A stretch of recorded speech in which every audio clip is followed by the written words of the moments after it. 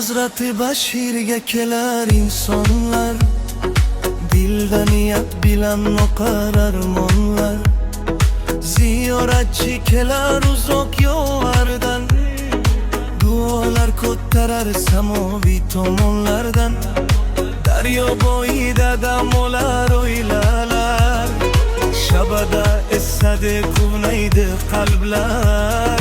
Muzdek buloqdan suv olar elatlar, barakat tilaydi oppoq niyatlar. Tog'lar quchog'in yozgan bu maskan, har kelgan inson topar bir taskin. Hazreti Bashir muqaddas diyor, qalbda yashaydi nur kabi bahor. Tog'lar quchog'in yozgan bu maskan, har kelgan inson topar bir taskin. Hazreti Bashir muqaddas diyor, qalbda yashaydi nur kabi bahor.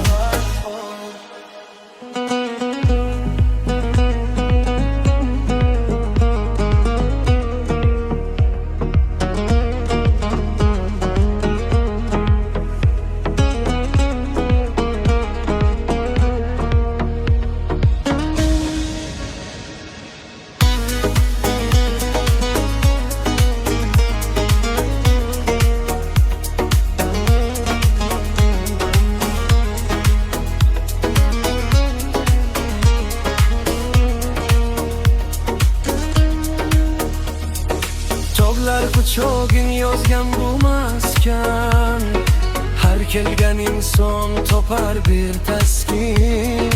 Hazreti Bashir muqaddas diyor, qalbda yashaydi nur kabi bahor. Tog'lar quchog'in yozgan bu maskan, har kelgan inson topar bir taskin. Hazreti Bashir muqaddas diyor, qalbda yashaydi nur kabi bahor. Tog'lar quchog'in yozgan bu maskan, har kelgan inson topar bir taskin. Hazreti Bashir muqaddas diyor, qalbda yashaydi nur kabi